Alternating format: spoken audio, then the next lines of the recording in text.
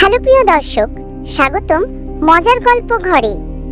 একটা ছোট্ট অনুরোধ, আমাদের এই মজার গল্প ঘর পেজটাকে ফলো করে রাখুন আর ইউটিউবে সাবস্ক্রাইব করে দিন।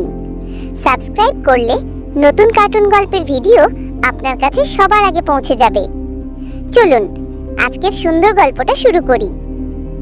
দিন তখন খুব সকাল, কুয়াশার ভেতর দিয়ে মুরগি ডাকছে, গাছের পাতা ঠান্ডায় কাঁপছে।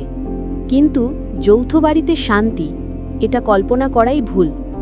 উঠোনেই ছোট বউ চুলা ধরাতে গিয়ে ধোঁয়ায় কাশি খাচ্ছে, মাঝারি বউ হাঁড়ি ধুচ্ছে, বড় বউ ঝাড়ু দিচ্ছে আর মুখে মুখেই বকাবকি করছে। কে আমার ঝাড়ুটা লুকায় লাগছে রে?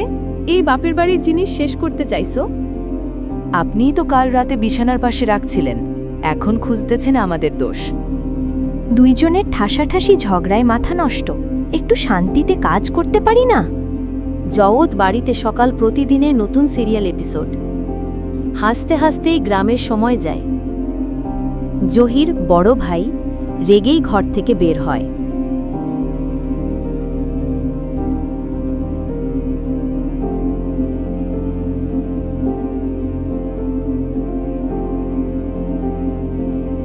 এই বাড়িতে চা পাওয়া যাবে নাকি? সকালে উঠে শান্তি নাই। মহির হাতে ক্যালকুলেটর নিয়ে।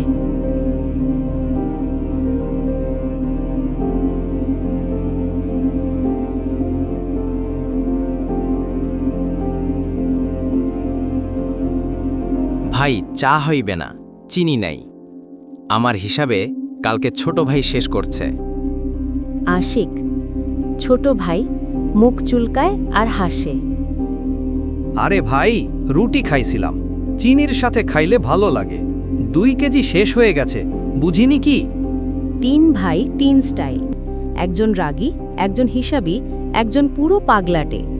এই 3 মিলে যৌথ ফ্যামিলির কাহিনী কখনো শেষ হয় না। মা জহুরা এসে দাঁড়িয়ে বলে, এই সংসার না চললে কার দোষ? তোমরা ভাইরা একটু শান্ত হবা? মা, প্রথমে ছোট ভাইরে ঠিক করো।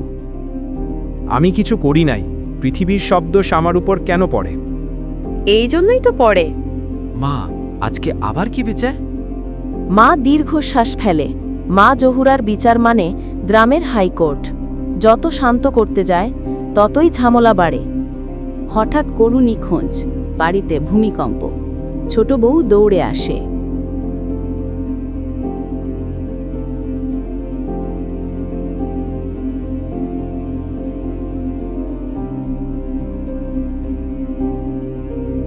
মাগো, আমাদের লাড়ুটা নাই, গোশালায় শুধু রশি পড়ে আছে। পুরা বাড়ি থমকি গেল। গরু কে চুরি করলো? চোর হতে পারে। রাতে দরজাটা বন্ধ ছিল। আমি একটু ঘাস খাওয়াইতে নিয়ে গেছিলাম, মনে হয় বাঁধতে ভুলে গেছি। তুই তো দোষী। আশিক আর কিছু বলতে পারে না। গ্রামে রোদ উঠেছে, জওত ফ্যামিলির মাথায় আগুন। 3 ভাই, 3 বউ, মা, সবাই দল বেঁধে বের হয়।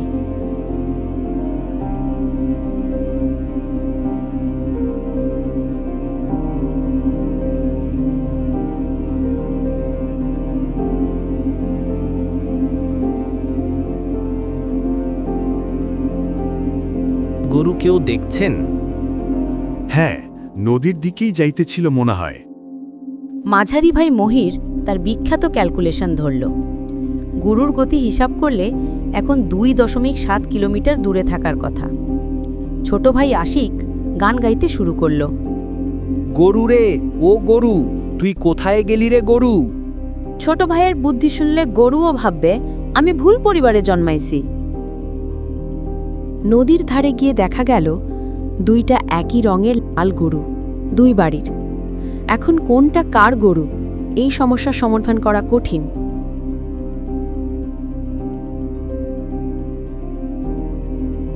দুইটাই আমাদের। তোমাদের 2টা ছিল কবে?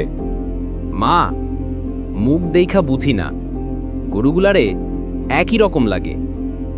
মাঝারি ভাই আবার তার হিসাব ধরে, গরুর কানে ডান পাশে দাগ থাকলে আমাদের। 2 গরুরই দাগ আছে।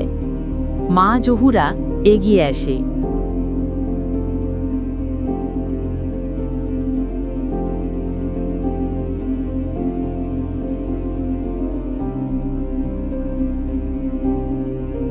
দাঁড়াও, যে ডাক দিলে আমার 3 সেলাই ভয় পাবে সেটাই আমাদের গরু।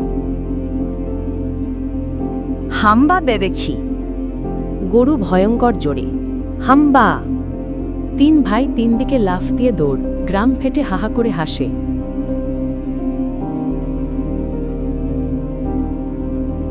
দেখছো, ভয় পাইল আমার ছেলেরা। এইটাই আমাদের গরু, চলো বাড়ি। অন্য পরিবার মুখ কালো করে চুপচাপ চলে যায়।